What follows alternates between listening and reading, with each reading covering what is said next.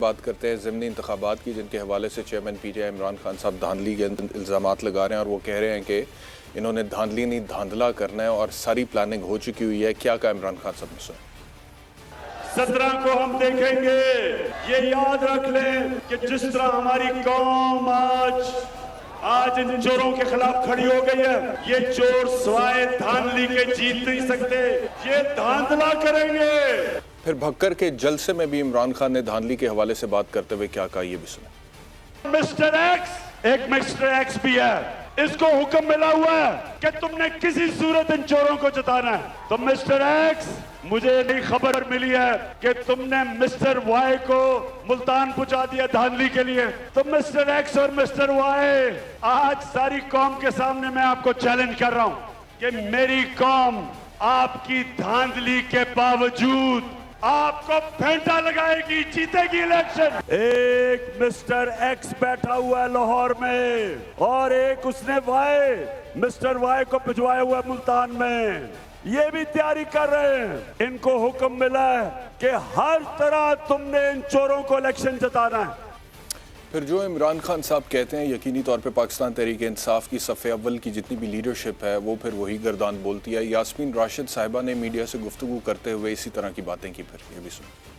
واضح اکثریت کے ساتھ ہم اپنی 20 کے 20 سیٹوں پہ جیت رہے ہیں۔ عوام کو پتہ چل گیا ہے کہ پاکستان کا ہمدرد کون ہے۔ یہ وہ دور نہیں ہے کہ آپ چھانگا مانگا لے گئے، کسی کو کہیں اور چھپا دیا، کسی کو اٹھا لیا۔ کہ جتنے ایڈمنسٹریٹو ڈپارٹمنٹس ہیں وہ مہربانی کر کے اپنے آپ کو نیوٹرل رکھیں۔ تو یہ جو دھاندلی کے الزامات پاکستان تحریک انصاف کی طرف سے لگ رہے ہیں، اس میں ایک بات ذہن میں رکھنا بہت امپورٹنٹ ہے، اور وہ یہ ہے کہ 2013 کے جو عام انتخابات ہوئے تھے تب عمران خان صاحب ہار گئے تھے، تو تب بھی انہوں نے بڑے پیمانے پہ دھاندلی کے الزامات لگائے تھے، اور انہوں نے کہا تھا کہ یہ ریگڈ الیکشن تھا۔ جس کے بعد آپ لوگوں کو یاد ہوگا کہ چیف جسٹس سپریم کورٹ میں اس وقت ناصر الملک تھے، اور ان کی سربراہی میں ایک جوڈیشل کمیشن بنا تھا جس کی رپورٹ بھی آئی تھی، اور وہ رپورٹ کافی صفحات پر کمپریہنسو رپورٹ تھی، مشتمل تھی، اور اس کے بعد پھر یہ اس رپورٹ میں کہا گیا کہ دھاندلی کے جتنے بھی الزامات ہیں اس کو مسترد کیا جاتا ہے۔ پھر عمران خان صاحب اس زمانے میں 35 پنکچرز کی بھی بات کرتے تھے۔ بعد میں جب ان سے پوچھا گیا تو انہوں نے کہا وہ تو سیاسی سٹیٹمنٹ تھا۔ پھر عارف علوی صاحب جو کہ ابھی صدر ہیں 2015 میں، انہوں نے ایک ٹویٹ کیا 35 پنکچرز کے حوالے سے اور باقاعدہ طور پر معافی مانگی۔ ٹویٹ میں پڑھتا ہوں، انہوں نے کہا جی it is time to apologise for 35 punctures. Many rumors regarding source of information and content were afloat and I believed some of them. یعنی کہ میں نے کچھ پر یقین کر لیا جتنی بھی افواہیں پھیلائی گئی تھی دھاندلی کے حوالے سے، لیکن اب میں اس پر معافی مانگتا ہوں۔ تو ماضی پر 35 پنکچر کا الزام لگا کر عمران خان صاحب اس سے انحراف کر چکے ہیں۔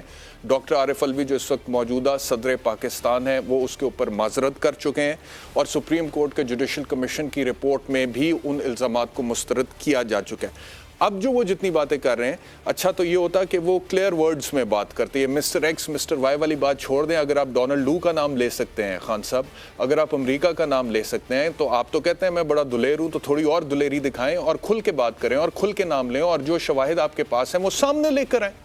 اگر تو کوئی شواہد ہیں دھاندلی کے تو سامنے لے کر آئیں۔ میں یہاں پر بیٹھا ہوں، میں تو ایک معمولی چھوٹا سا اینکر ہوں، لیکن اللہ تعالیٰ کا شکر ہے جتنی اس نے عزت دی ہے۔ میں آپ سے وعدہ کرتا ہوں کہ اگر آپ دھاندلی کے کوئی الزامات لے کر آتے ہیں، میں اس کے اوپر شو کروں گا، کم واٹ میں، جو بھی اس کا پھر نتیجہ نکلے میں بھگت لوں گا، لیکن میں کروں گا شو۔ تو آپ کو اگر لگتا ہے کہ آپ کے ساتھ دھاندلی ہو رہی ہے اور آپ کی سیٹیں جو ہیں وہ چلی جائیں گی، تو آپ ثبوت اگر آپ کے پاس ہیں تو کھل کے نام لیں، کھل کے ثبوت سامنے لے کر آئیں اور عوام کو بتائیں کہ کس طرح سے الیکشن جو ہے وہ چوری ہو رہا ہے۔ اگر آپ کے پاس ثبوت نہیں ہے تو پھر بلا وجہ اس طرح کی سٹیٹمنٹس دینا مسٹر ایکس مسٹر وائی، یہ بھی سمجھ میں نہیں آتا ہے پھر۔ اچھا جی آگے چلتے ہیں، اگر دھاندلی سے آگے ہم بڑھیں تو سری لنکا کی the PTI seems to be very fond of what's happening in Sri Lanka because that is exactly they want to see in Pakistan. This is to see in Pakistan. اور عمران خان صاحب نے سری لنکا کے حوالے سے لیا کے جلسے میں کیا کہا، یہ بھی سنیں۔ سری لنکا میں آپ نے حالات دیکھے، عوام نے حملہ کر دیا، پریزیڈنٹ جان بچا کے بھاگ رہا، کوشش کی اس نے باہر جانے کی، ایئرپورٹ پہ سٹاف نے اس کو پریزیڈنٹ کو باہر نہیں جانے دیا۔ چھپ رہے ہیں سارے۔ جو سری لنکا کا حکمران خاندان تھا وہ بھی یہ زرداریوں شریفوں کی طرح تھا، ان کے بھی پیسے باہر ہیں۔ تو سری لنکا کا جو حکمران خاندان ہے، ویسے یہ بات صحیح ہے کہ وہاں پہ جو پورا خاندان تھا وہ حکمرانی کر رہا تھا، اور وہ سگے بھائی اور ان کے فیملی ممبرز اور وہ جو صدر ہیں ان کے سمدی سب وہ حکومت میں ہی تھے. تو اب وہ وہاں پہ حالات بگڑ گئے. تو عمران خان صاحب اس حوالے سے کہہ رہے تھے. پھر عمران خان کے صفحے اول کے صفائی فواد چودھری سری لنکا کے حوالے سے کیا کہہ رہے ہیں، یہ بھی سنیں. اس وقت ملک انقلاب کے لیے تیار. اب جو مقتدر حلقے ہیں ہمارے پاس دو آپشنز، یا تو ہم یہ انقلاب بیلٹ سے یعنی ووٹ سے آنے دیں، یا پھر ہم سری لنکا جیسی صورتحال کے لیے تیار. تیسرا کوئی راستہ نہیں. اور یہ تو ہم ڈر گئے نا کہ انہوں نے سری لنکا کی دھمکی دے دی ہے کہ یا تو الیکشن کروائیں نہیں تو پھر سری لنکا والے حالات ہوں گے. اور بھائی جان آپ سے لانگ مارچ تو ہوا نہیں، آپ سے وہ اسلام آباد تو پہنچا نہیں گیا. اس کے بعد جب وہاں پہ لاٹھی چارج ہوئے اور گیس شیلنگ ہوئی، جو کہ میں کہتا ہوں کہ غلط ہوئی ہے، لیکن کچھ سٹینڈ تو لیتے ہیں، اپنے پیروں پہ کھڑے تو ہو کر. ایک طرف بات کرتے ہیں انقلاب ہے، جہاد ہے، نکل آئے ہیں، سر پر کفن باندھ لیا ہے، یہ کر دیں گے وہ کر دیں گے. باتیں جتنی مرضی سن لو پاکستان تحریک انصاف والے، but when it comes to action.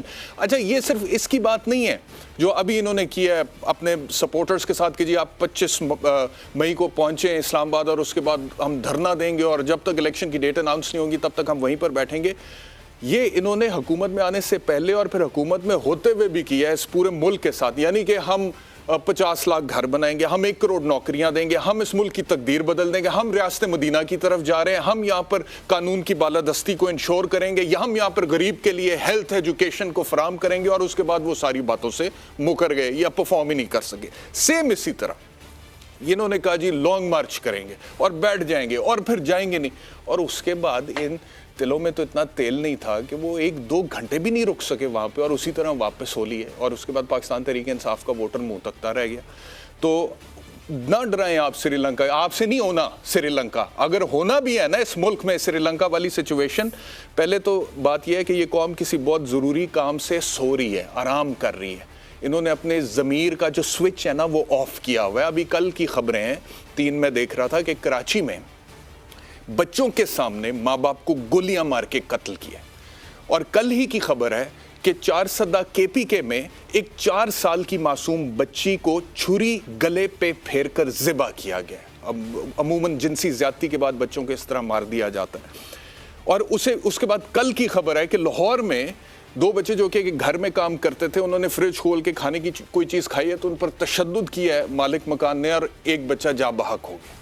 تو یہ تو اس قوم کی حالت ہے، یہ ان کے اخلاقیات ہیں، یہ ضمیر ہے. میں ساروں کی بات نہیں کرتا لیکن میں دیکھتا ہوں ہر روز as an anchor, as a lawyer, بہت سارے معاملات اس طرح کے اس ملک میں جو کہ چل رہے ہیں اور سسٹم تو کام کرتا نہیں ہے. انصاف ملتا تو ہے نہیں تھانے سے، پٹوار خانے سے یا عدالت سے. اور یہاں پر اخلاقیات جو ہیں اس کا بھی جنازہ نکلا ہوا ہے اور لوگ جو ہیں بڑے ضروری کام سے سو رہے ہیں. عمران خان صاحب کو یا فواد چودھری کو اگر یہ لگتا ہے کہ یہ قوم جو ہے باہر نکل آئے گی اور سری لنکا والی سچویشن ابھی ہو جائے گی، تو وہ تب ہوتا ہے کہ جب غریب آدمی بالکل ہی پس جاتا ہے اور اس کے بعد وہ اپنے حقوق کے لیے نکلتا ہے. پاکستان تحریک انصاف کے ساتھ صورتحال یہ ہے کہ یہ جتنے لوگ زیادہ نکل رہے ہیں نا، جتنے بھی زیادہ لوگ نکل، ان میں سے زیادہ یہ، یا کم از کم چلو میں کہتا ہوں 50% وہ ہوں گے کہ جو عمران خان کا فین کلب ہے، انہیں عمران خان پسند ہے، عمران خان کی شخصیت پسند ہے، یہ عمران خان کا ہیئر سٹائل پسند ہے، اس کا کرکٹر ہوتے ہوئے جو ایک کرزما تھا وہ پسند ہے، یا عمران خان کی شخصیت میں وہ گم ہو جاتے ہیں جب اس کو دیکھتے ہیں. اور پھر عمران خان صاحب کی جو ایک تقریر ہے جو بچپن سے میں سنتا آ رہا ہوں، وہ وہیں سے شروع ہوتی تھی کہ جی میرے ماں باپ ایک غلام ملک میں پیدا ہوئے تھے، میں پہلی جنریشن تھا جو آزاد ملک میں پیدا ہوا تھا، اب مجھے بتایا گیا کہ دیکھو تم کتنے خوش قسمت ہو. وہ ساری باتیں جو ہے وہ پھر شروع ہوتی ہیں اور وہ سارا گروپ کراؤڈ بیٹھتا ہے اور وہ سنتا ہے اور وہ گم ہو جاتا ہے. اس کو کہتے ہیں کلٹ. وہ کلٹ کے کہنے پہ چند لوگ نکلتے ہیں لیکن انقلاب نہیں برپا ہوتے ہیں جیسے کہ سری لنکا میں ہوا ہے. وہ میسو لیول پہ کیمپین، اور اس کے لیے پھر لیڈرشپ کو تھوڑا سا حوصلہ جگرا دکھانا پڑتا ہے. یہ نہیں کہ 25 مئی کو آپ کہیں کہ اسلام آباد میں اکٹھے ہو جاؤ، وہاں پہ دھرنا دیں گے اور اس کے بعد لاٹھیاں چلیں یا آنسو گیس چلے، اس کے بعد آپ ایک دم تتر بتر ہو جائیں، پتہ نہیں چلے. پھر 6 دن بعد بتاؤں گا، اس کے بعد 1 مہینے بعد بتاؤں گا، اب سپریم کورٹ جا رہا ہوں، اب سپریم کورٹ جو فیصلہ کرے گی اس کے مطابق بتاؤں گا. اس طرح نہ تو انقلاب آتے ہیں اور نہ ہی میرے خیال میں اس طرح سے جہاد ہوتا ہے. لیکن بہرحال وہ جو کہہ رہے ہیں کہ سری لنکا، تو سری لنکا والی آپ فکر نہ کریں، انشاءاللہ کوئی سچویشن نہیں بن